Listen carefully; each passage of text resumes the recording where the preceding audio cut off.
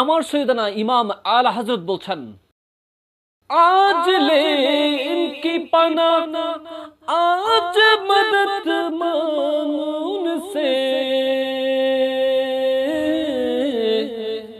आज ले इनकी पना, आज मदद मांग इनसे,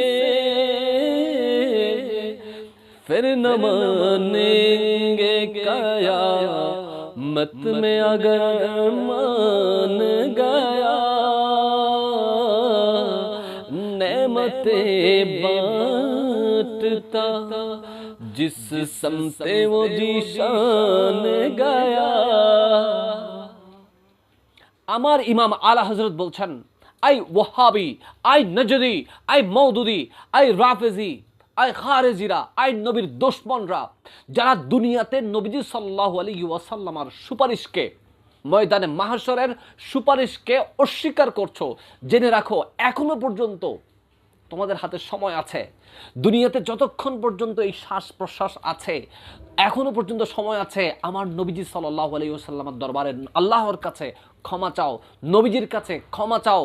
ইনশাআল্লাহ তোমরাও ময়দানে মাহশরে আমার নবীজি সাল্লাল্লাহু আলাইহি ওয়াসাল্লামের সুপারিশ পাবে।